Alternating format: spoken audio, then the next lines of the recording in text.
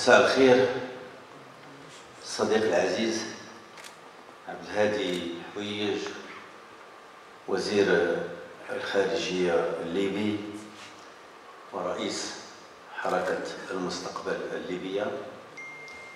الصديق العزيز عبد السلام بن حرام، رئيس حزب الصواب الموريتاني. الصديق العزيز عادل العلوي، نائب الأمين العام للحزب الاشتراكي التونسي.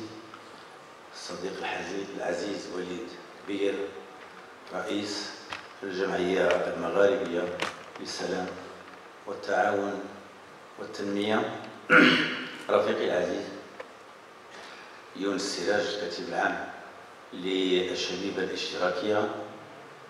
رفيقي العزيز عبد العالي الوجيلي، مدير هذه الجامعة. الرفيق العزيز سعيد البقالي، عضو المكتب السياسي لحزب التقدم والاشتراكية وعضو المكتب الوطني للشبيبة الاشتراكية.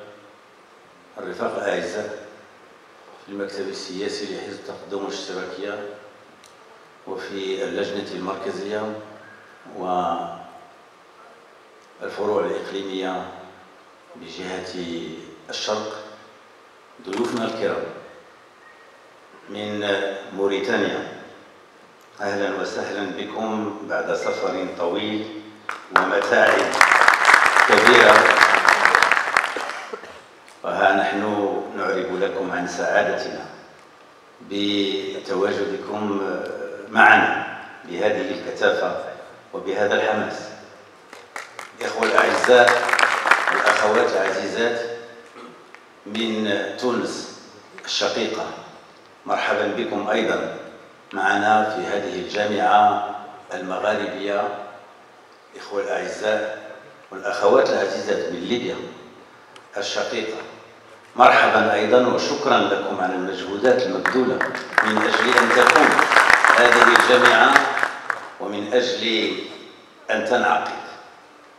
شكرا لك يا وليد على تواجدك معنا، لأنه كان بودنا أيضا أن تحضر عدد من الفعاليات الشبابية الجزائرية من توجهات سياسية مختلفة ومن مدن مختلفة من الجزائر الشقيقة. مرحبا بكم جميعا في هذا اللقاء المغاربي الهام. أريد أن أتوجه بالشكر الجزيل لشبيبة الحزب، شبيبة حزب التقدم والاشتراكية، الشبيبة الاشتراكية، على المجهودات الكبيرة المبذولة من أجل أن تكون هذه الجامعة. استطعتم أن تتخطوا مجموعة من العراقيل والصعاب، وها نحن نعقد هذه الجامعة المغاربية في صيغتها الثانية بعد أن التأمت في صيغتها الأولى بليبيا الشقيقة. وأريد أن أؤكد لكم على أهمية هذه اللقاءات. نحن لسنا بصدد لقاء رمزي من أجل فقط التعبير عن مشاعر ومن أجل أن نسعد جميعا باللقاء معا وبتبادل بعد الأوقات حول مواضيع مختلفة.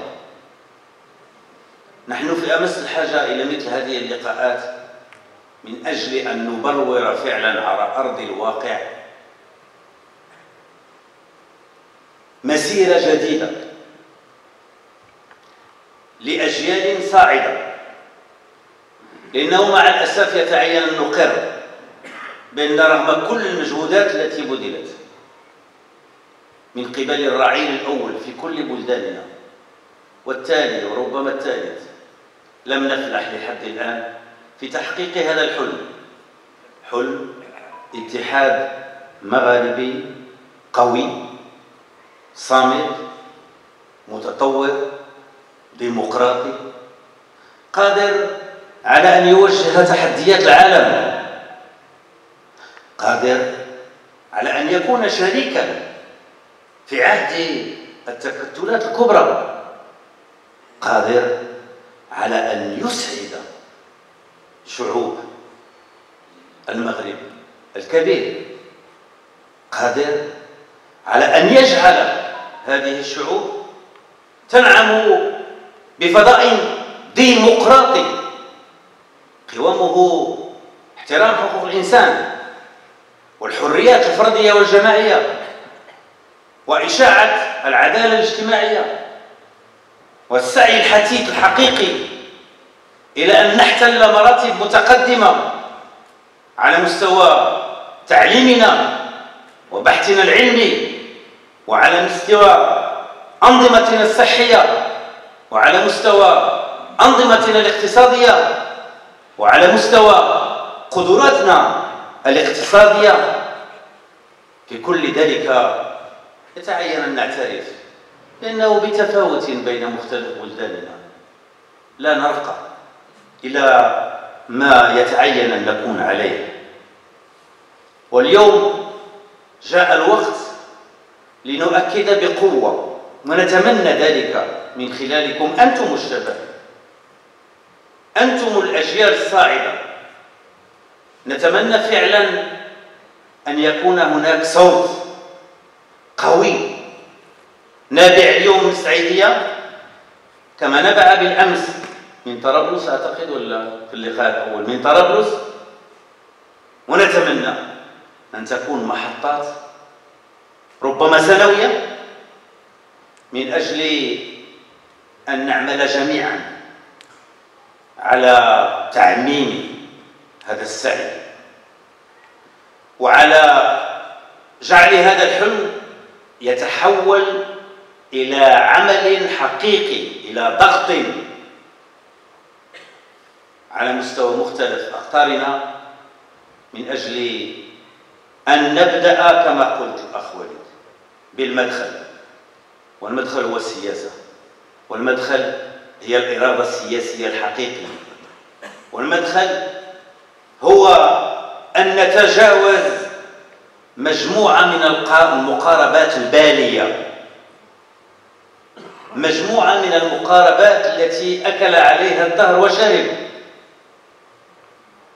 مجموعة من المقاربات التي تغذي التفرقة والتجزئة والتدخل في شؤون الغير على حساب السعي إلى توحيد الصفوف وبناء المصير المشترك.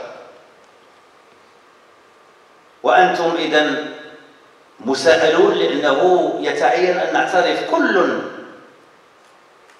بقسطه أن الأجيال التي مضت لم تستطع أن تصل إلى هذا المبتغى، ولذلك هذا سعيكم وهذا عملكم، وهذا ما يتعين أن نلتف حوله، وربما من خلال تنظيم عملنا ومن خلال السعي إلى أن يكون هذا اللقاء المغاربي الأول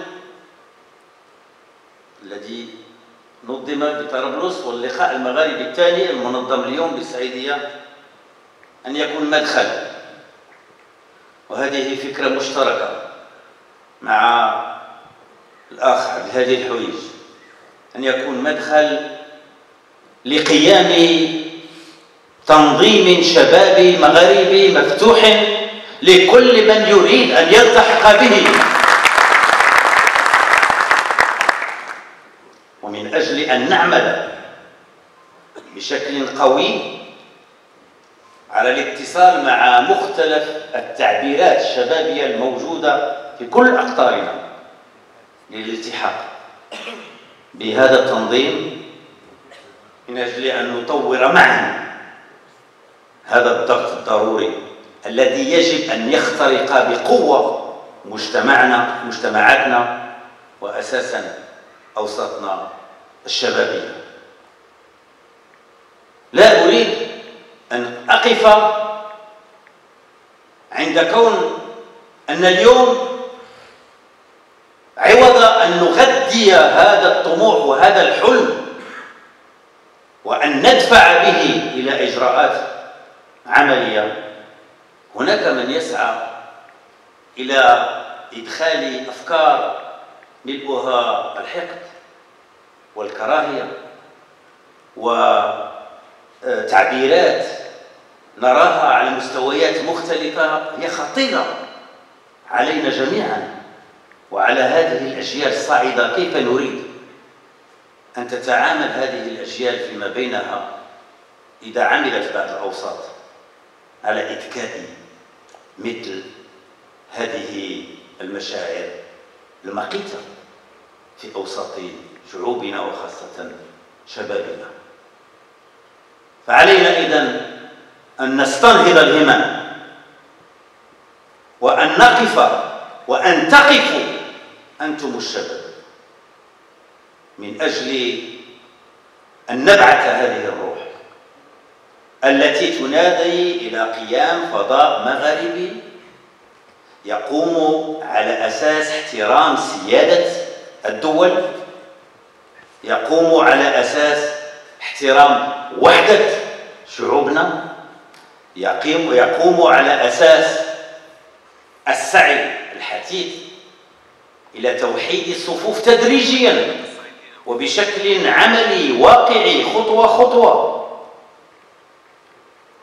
لكن أيضا وأنت على صواب رفيقي عبد السلام عندما تقول بأن هناك مدخل إلى ذلك هو إشاعة قيم ومبادئ الديمقراطية في مختلف أقطارنا، لأنه من الصعب أن نتقدم إلى الأمام دون أن تكون هناك حرية في التعبير عن آراء ومواقف تسعى فقط إلى إسعاد شعوبنا وأساساً إلى إسعاد شبابنا. وفي نفس السياق وبما أن هناك تمثيليات شبابية لكن أيضاً هناك تمثيليات حزبية،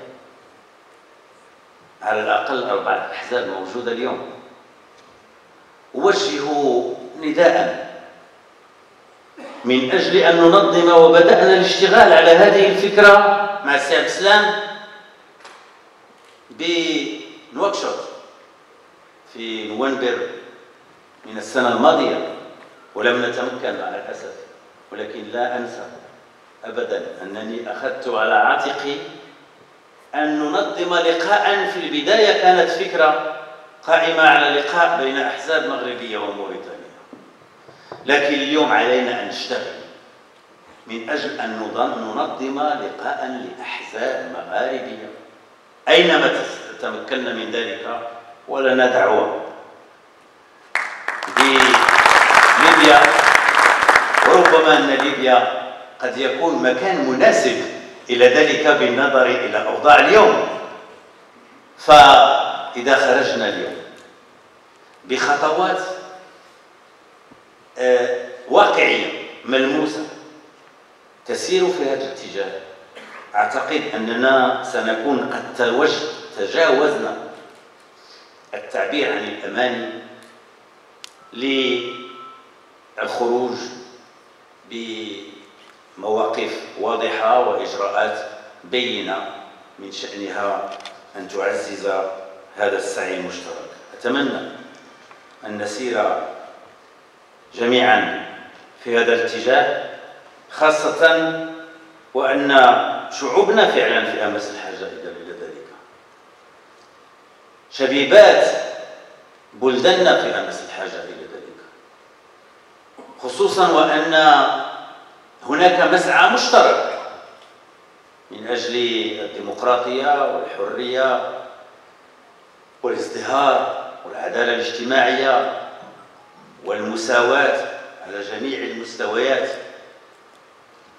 ولا يفتني أن أقول مساواة أيضا على مستوى تنظيم لقاءاتنا، كم كان سيكون من المفيد جدا أن تكون تمثيلية للنساء في هذه المنصة. لأننا من الصعب أن نبني فضاء مغاربي ونحن في سنة 2024 دون أن نرتكز أيضا ليس فقط على الرجال لكن أيضا على النساء. وربما أن النساء يحملن من الإرادة والعزيمة ما يفوق في بعض الأحيان إرادة وعزيمة الرجال.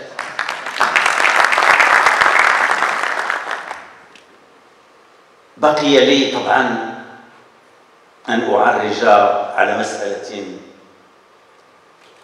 مؤلمة بالنسبة لنا جميعا، ونحن نلتئم اليوم بسعيدية. من الضروري أن نوجه تحية صمود،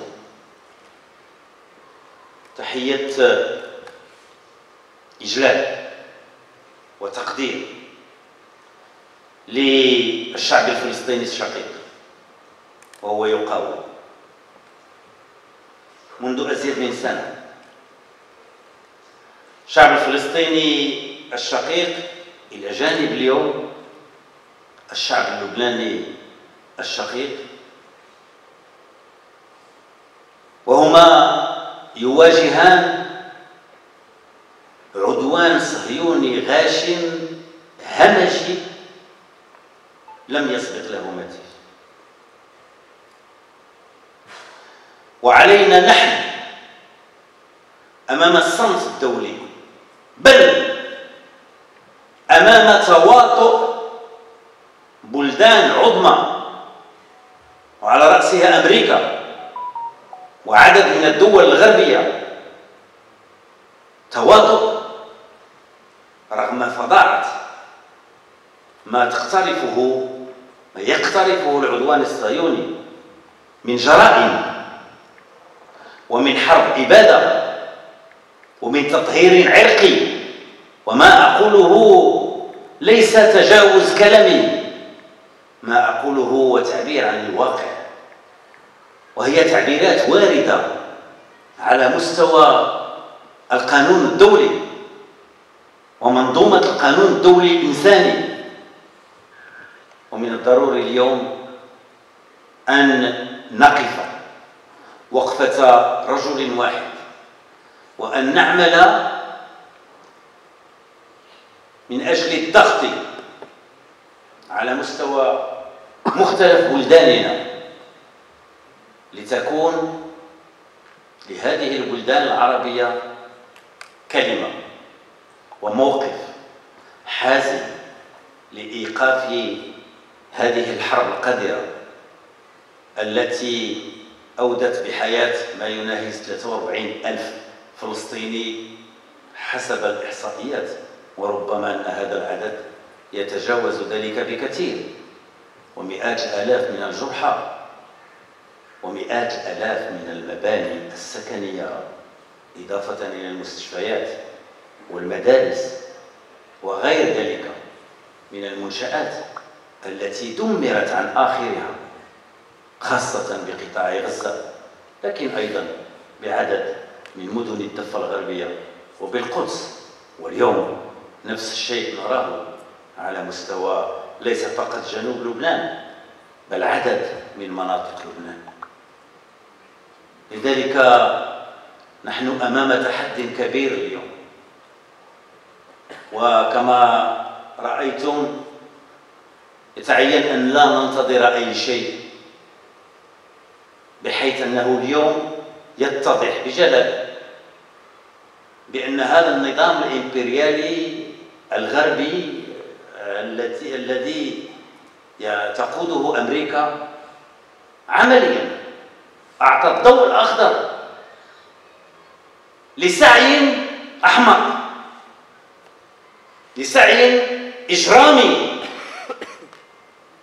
وهو القضاء على قضية اسمها القضية الفلسطينية.